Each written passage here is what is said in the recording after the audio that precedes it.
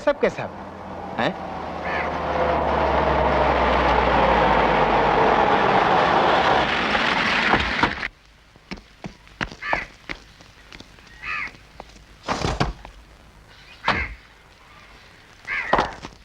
हाँ?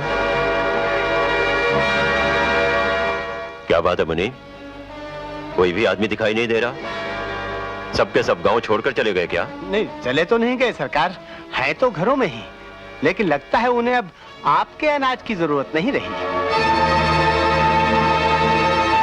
लाखन जी। सबके घरों के सामने अनाज की बोरियां रखवा दो। ठहरो।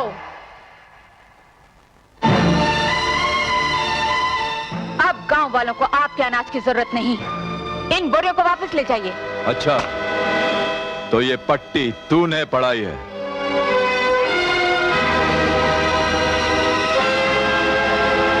लाखन, रख दो अनाज की बोरियां सबके घरों के सामने। देखता हूं कौन नहीं उठाता। ए, उतारो बोरियां।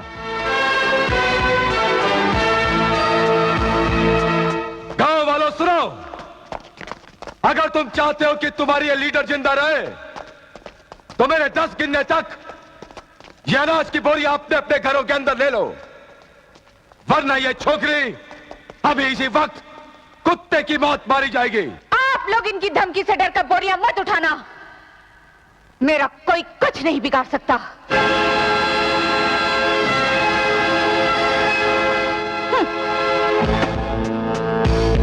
1 2 3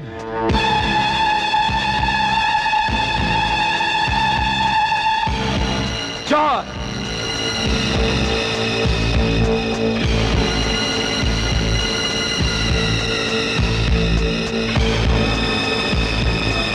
मेरी बात सुनिए, अनाज की बोरी अंदर मत ले जाइए।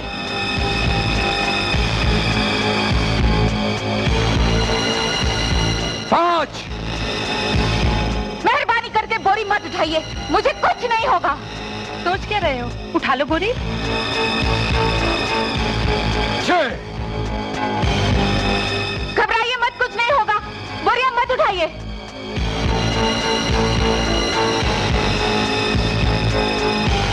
7 8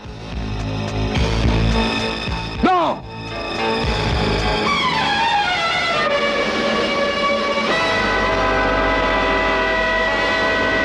लक्ष्मी! नहीं मालिक! 10।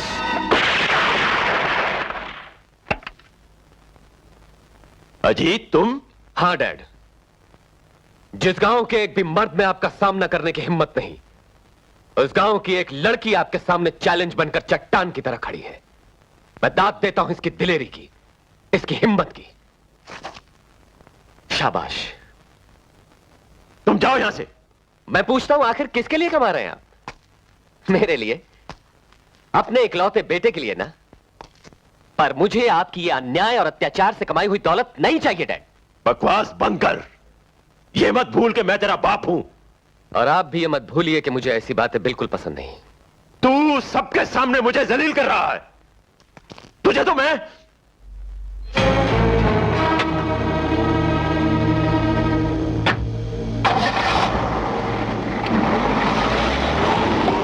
काश आपके डैडी के विचार भी आप ही की तरह होते। You are really very great. Lakshmi, चल तू अंदर चल, चल अंदर चल।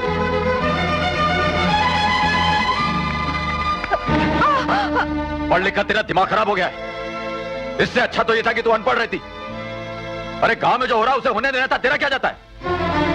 तुम्हारे कहने का मतलब यह है भैया कि किसी पर जुल्म हो रहा हो और मैं सर झुकाकर वहां से निकल जाऊं, अपनी आंखें बंद कर लूं। हाँ हाँ, आंखें बंद कर ले।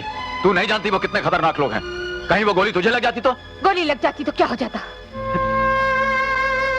तुझे क्या मालूम मैंने तुझे कैसे पाला है, किन किन मुसीबतों से पाला है, कितने दिन फाके काटे हैं मैंने, कितनी रातें सिर्फ पानी पीकर पेट की आग को ठंडा किया। कुछ मालूम है तुझे? उस दिन तू मुझसे पूछ रही थी ना कि मैं बुज़दिल क्यों हूं, उसका कारण तू है मेरी बहन, तू। तेरी तरह अगर मैं भी ठाकुर की बंदूक के सामने खड़ा हो जाता और मुझे कुछ हो जाता तो कौन तेरी देखभाल करता, कौन तुझे पढ़ाता लिखाता? एक बात मन में उतार ले लक्ष्मी, अगर तुझे कुछ हो गया ना तो तेरा ये जो भाई है वो जीते जी मर जाएगा तेरा ये भाई। वचन दे, आज के बाद तू ठाकुर के मामले में कभी कुछ नहीं बोलेगी। दे वचन।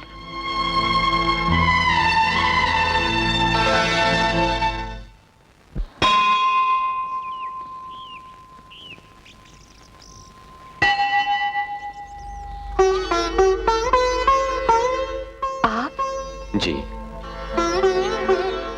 उस दिन मेरे डैड ने आपके साथ जो सलूक किया उसके लिए मैं बहुत शर्मिंदा हूं। मैं आपसे माफी चाहता हूं। नहीं नहीं, ये क्या कर रहे हैं आप? उस दिन आपने जो हमारे लिए किया उसके लिए मैं और मेरे गांव वाले आपके शुक्रगुजार हैं। आप ना आए होते तो पता नहीं क्या हो जाता। कुछ नहीं होता। दरअसल गलती मेरे डैड की ही है, इसीलिए मैंने आज उनसे साफ साफ कह दिया है कि जमाना बदल गया है डैड। हमारा देश आजाद हो चुका है। अब किसी भी इंसान को यह हक नहीं कि वो किसी इंसान को अपना गुलाम बनाए। मगर डैड है कि समझते ही नहीं, पुराने ख्यालों के आदमी जो ठहरे।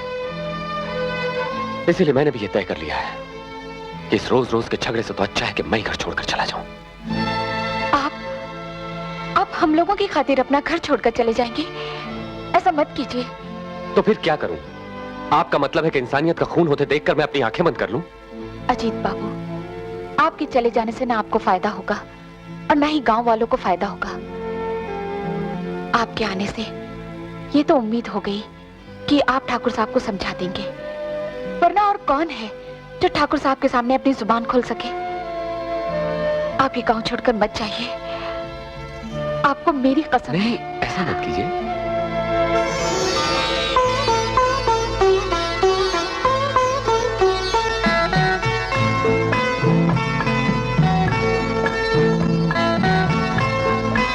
ठीक है, अगर आप चाहती हैं तो मैं नहीं जाऊंगा। Thank you very much. गांव के हजारों लोग आपको दुआएं देंगे। Thank you.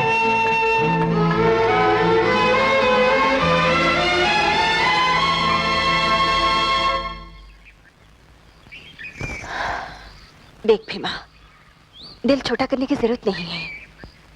बड़े बुजुर्गों का कहना है कि जब लड़की सयानी हो जाए तो उसके हाथ पीले कर देने चाहिए।